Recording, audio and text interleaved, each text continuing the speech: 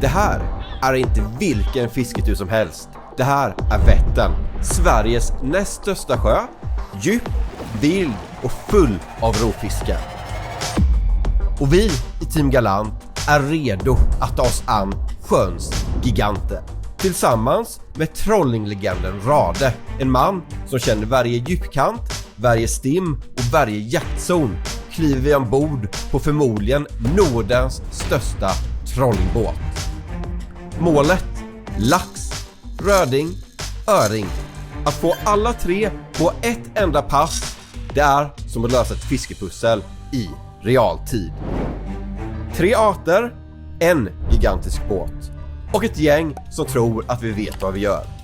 Beten i vattnet, kaffet är varmt, vad kan gå fel? Välkomna ombord, det här blir kul, eller så blir det kaos. Förmodligen båda.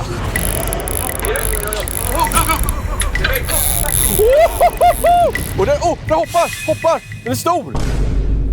Men innan vi börjar fiska ska vi läsa era kommentarer och hälsningar. Och den första som kommenterar, det är Kenny, som undrar om vi inte kan börja skriva datumen i beskrivningen på när vi spelar in filmerna. Och ja, det skulle vi kunna göra, men vi kan bli bättre på att säga datumen när vi väl spelar in videorna. Och den här videon, när vi är ute och trolla, den filmas i januari. Sen har vi Adrian här som skriver att vi ska säga åt hans gamla fiskekompis DT att sluta bära hans frus handväskor och börja fiska med dem igen. Och jag håller med dig, Adrian. DT, lägg ner handväskorna och ta upp fiskespöet istället. Sista kommentaren är från Samuel som undrar vad som hände med det seriösa fisket. Och i början av året så skrev vi, eller sa jag en kommentar, att vi skulle sluta göra så mycket challenges och göra lite mer seriös fiske. Och det tycker jag faktiskt vi har gjort. Den här videon, den är seriös fiske där vi ska fånga stora ädelfiskar. Och vi har också varit på Vänern och fiskat stora gäddor som kommer ut lite senare och gjort lite annat. Så ja, det ska vara inte bara storfiskfiske det här året, men vi kommer köra blandat, challenge och seriösa satsningar. Men nu ska vi ut och börja trolla.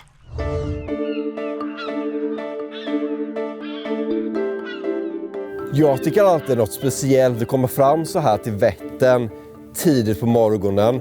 Och sen så har man sån där känsla att vi ska åka ut och trolla en hel dag här på en stor sjö. Och sen är det också väldigt troligt att vi kommer fånga några ädelfiskar. Och jag tycker laxar och öringar och röringar så här som simmar här, de är så himla fina och stridbara och vackra. Så att jag har en väldigt bra känsla i mig just nu. Jag har ju aldrig fått en lax i insjö innan, utan bara i älvar. Eller egentligen i en älv som är Bergeforsen. Så mitt mål idag är att få min första insjölax. Det vore riktigt kul. Sen är det vi nu också bestämt då, att vi ska ut och trolla lax med en som heter Rade från trolling.se. Han har ju satt dit lite häftiga saker i sin båt. Biostolar, stor tv, uppgraderat från en liten båt till en enorm båt så här. Så vi kan sitta där inne i biostolar och äta popcorn också. Biostolar? Ja. Det här ljuger alltså. Jag ser han är där borta i båten nu dock, så vi borde nog gå dit. Jag tror det är dags att åka ut nu. Jag lurar faktiskt inte Edvin, utan det finns faktiskt biostolar i den båten. Jag vill försöka lura Edvin så han tror att jag skämtar med honom och sen så gör jag inte det. Tjenare, blir det någon lax idag? Det ska vi nog se till att få. Så vad är planen då? Tror du kommer få någon lax? Om vi inte får lax finns det chans för röding, och finns det inte chans för röding tror du kan få någon öring? Det är ju laxtider nu så vi satsar på lax. Vi riggar upp för lax så blir det öring eller röding som bonusfisk. Det är ju biostolar, Tobbe. Jag sa ju det. Jag trodde du skojade. Litar du inte på mig? Alltså, jag trodde du skojade, Tobbe, men det var ju faktiskt till och med läskhållare på de här biostolarna. Och kommer du ut och trolla med Rade här, som varit ute och trollat med tidigare, då ska man ha det bekvämt här. Jag vet inte om det här är den största laxbåten på Vättern alltså. Den är enorm. Det är trolling.se standard här. Då är det bio. Och filmskärmar med massa ekolod. Ja. Det är ju nästan roligare än bio.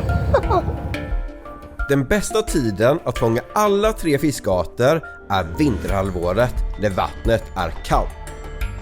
Vättern är 13 mil lång, 3 mil bred och djupaste stället är hela 128 meter. Det finns med andra ord många ställen för fisken att gömma sig på. Så det gäller att ta betet i vattnet och söka av så mycket yta som möjligt. Ja, då kör vi. Ut med grejerna nu. Vi börjar med en liten wobbler på ytan.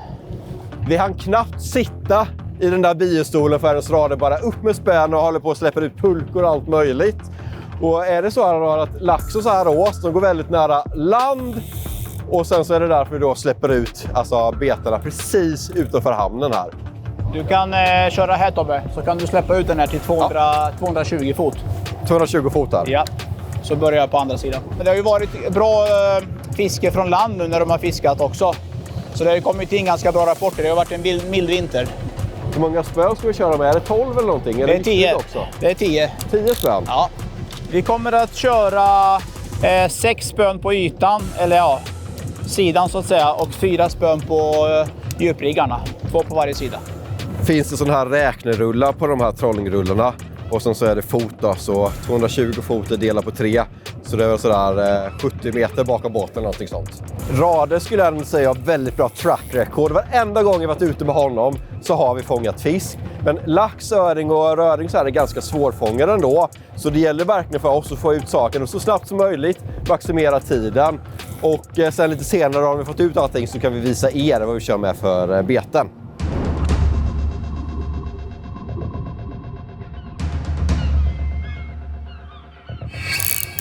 Jag höll på att lägga ut. Jag hann inte ta linan precis och sätta den riggen. Så bara, Alltså det här gick inte lång tid. Jag undrar om det är en lax, röding eller om det är en öring. Det är det, eller man vet aldrig, men den är blank är den. Ser lite... Ser rött ut. Tycker du det? Ja. Det är... Ja, den kommer in sakta.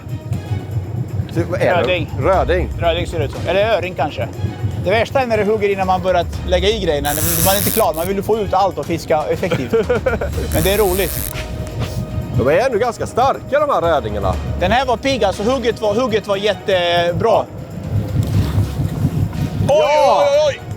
Alltså sjukt. Max fiskat 5 minuter och redan en fisk. Det här känns som en bra start på dagen. Det var på det här skedraget som den tog på. Ett litet grönt så här. Det verkar leverera.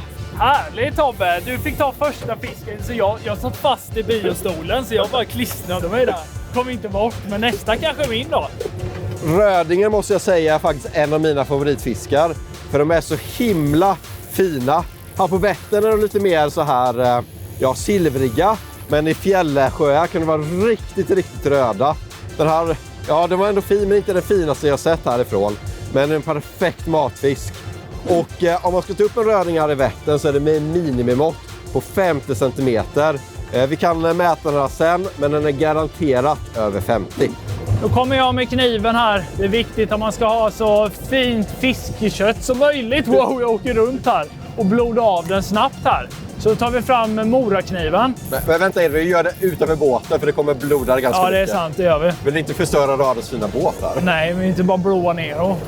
Då tar man precis under gällan. Åh, vad vass den var! Det gjorde ingenting typ. Så, och nu är den avblodad.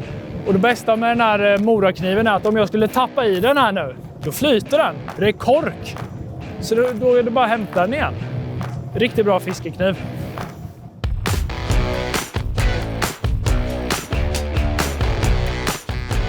Det här var riktigt trevligt måste jag säga. Man sitter här inne, så här, ingen vind eller någonting. Biostol, så håller man bara koll på spöna så här. Ut liksom. Det här är livet.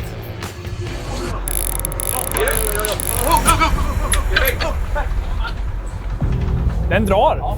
Kör vi? Kör vi? Åh, kul! Undrar vad det är för någonting. Jag vet inte. Eller röding eller är det lax igen? Han sticker ju! Tänk om jag får min första insjölax nu. Då hade jag blivit riktigt glad. Fast nu är det tvärbom.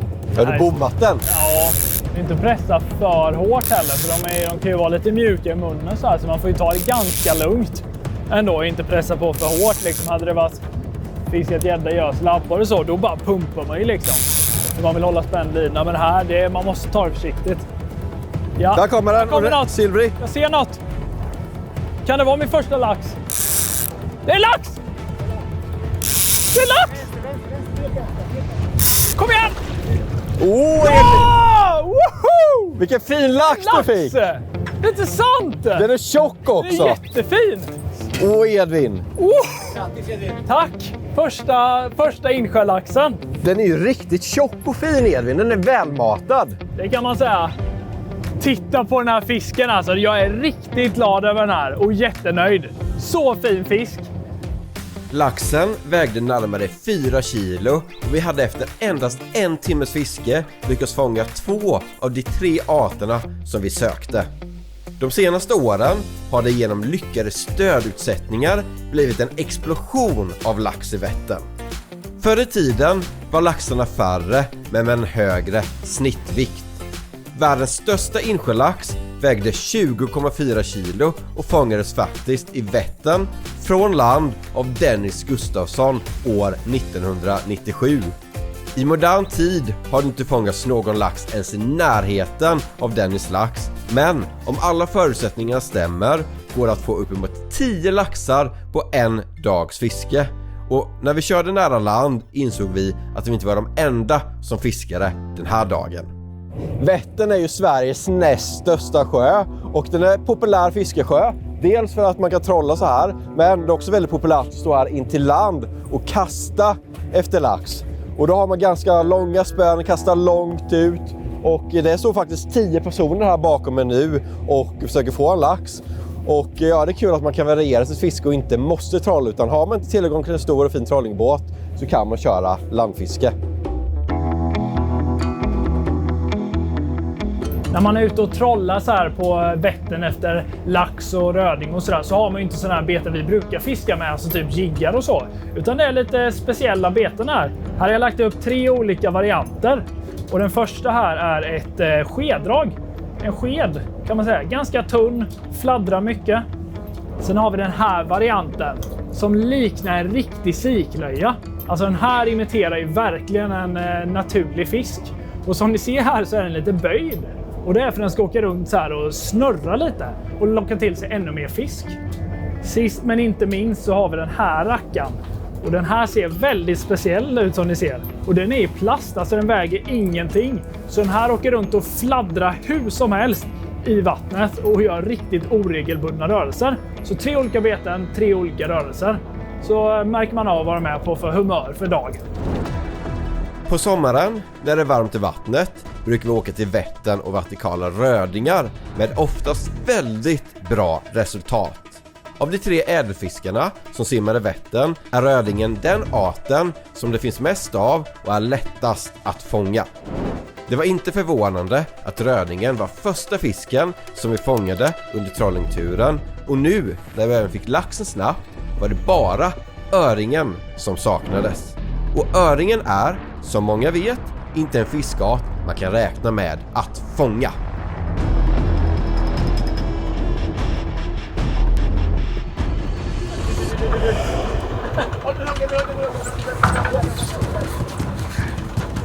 Oh, det går upp i ytan. Den här tror jag är en lax och den kämpar bra. Alltså man är lite sådär skraj för de här laxarna lossnar väldigt lätt sådär, ändå hyfsat lätt. Så man vet inte riktigt hur mycket man vågar pressa dem innan de... För man kan ju inte hålla på och fighta dem för länge heller. Men det är liksom inte bara att ta in den, det är 30 meter kvar. Nu kommer den här. Är det en lax eller en röding? Nej. En röding.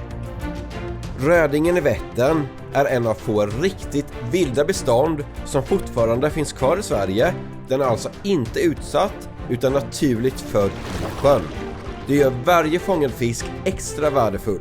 Rödingen trivs i kallt, klart vatten och håller sig oftast djupt, särskilt under sommaren.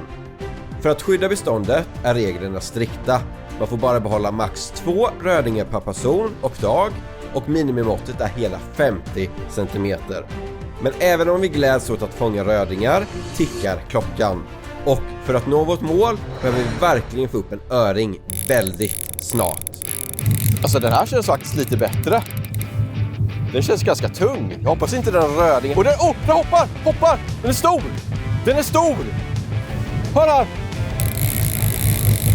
Vad är det för någonting? Det är en stor lax som tog i ytan. Seriöst? Ja, jag såg den! Ja! Hov eller? Ja. Det är lax. Lax! Alltså jag är lite nervös nu faktiskt. Den här går djupt och jag såg att det var en lax så den var ju uppe och hoppade i ytan, Edvin. Den var uppe i ytan. Snälla släpp inte. Ser du den? Jag ser något blänker. Det är röding. Nej. Det var öing då va? Verkar som jag är rödingmästaren idag. Det ser ändå hyfsad ut för att vara röding, men jag trodde verkligen det skulle vara en lax. Ja. Kul med fisk. Är du beredd? Ja! Jag satt där och den är fin. Den är faktiskt då, Tobbe. Den är lång alltså. Vilken röding. Vilken röding. Alltså den betedde sig lite som lax tyckte jag. För det gick upp i ytan, typ hoppa. Och sen så gick den ner tungt så här. Men man vet aldrig alltså med rödingar. Men kul. Bra röding. Jag tror den är längre än förra. Inte supertjock då. De är ju typ tjockast i september. Men den här var superfin ändå. Nej, jag älskar rödingar. Även jag gärna skulle vilja ta en lax eller öring idag. Men jag ska inte klaga när det ändå nappar lite sådana här laxartade fiskar.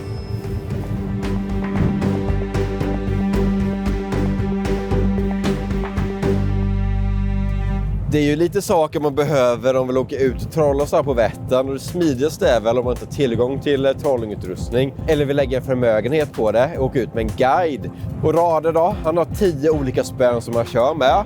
Och vi kan kolla på det som närmst här. Så här ser hans ena trolling rulla ut. Och det är viktigt när man kör så här trolling att ha sån här linräknare. Så man vet hur långt bakom båten man släpper ut för att minska trassel. Och sen också nylon. Då är det lättare att laxen eller öringen eller vad nu är som hugger inte släpper eftersom det är stretch i nylon. Och spöet som man har, det är ett ganska kort 7-fot inline-spö. Och med inline så betyder det att linan går inuti spöet och sen ut. Och då är det väl egentligen som mest känsla när man drillar en fisk. Också lite mindre risk att man skulle få trassel. Det är ju bra om man vill lära sig att komma igång med trolling och åka ut med en guide. Så man kan få lite tips och knep på om man vill börja själv någon gång. Så trolling.se kan jag varmt rekommendera. Kika in på den hemsidan så kan ni åka ut med Rade och få fina fiskar. Vi har kämpat hela dagen. Rödingen har levererat och laxen, den satt som en smäll från ingenstans mitt i allt. Men öringen har hållit sig undan. Timmarna har tickat iväg och Vättern börjar kännas tyst. Det är nu vi behöver det där sista hugget. Ett sista livstecken innan vi tvingas ge upp.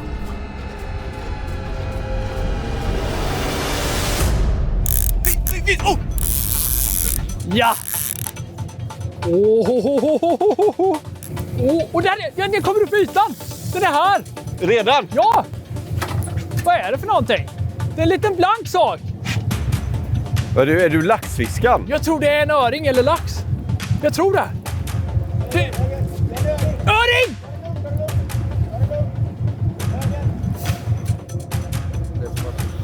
Yes! Jag fick öring också!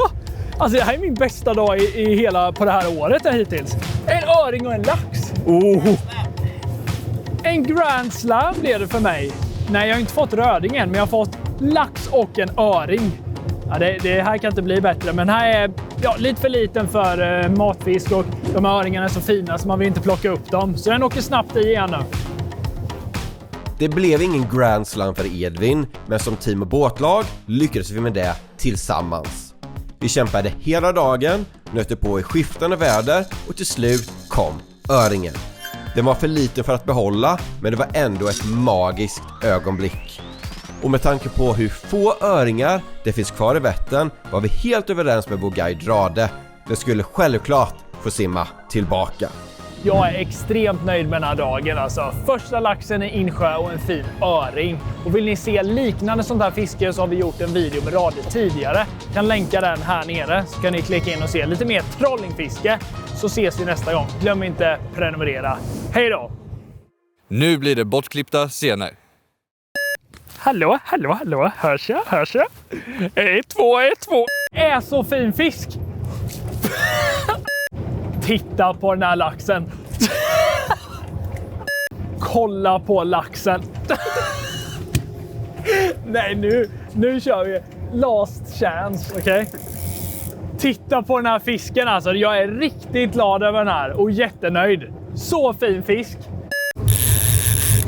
Kom igen nu, jag kämpar på dig. Jag tror på dig. Kämpar du på mig? Jag kämpar på dig, va? Hörs jag? Ja, men du confirmar ju inte. Fattar du väl? Ja, ja.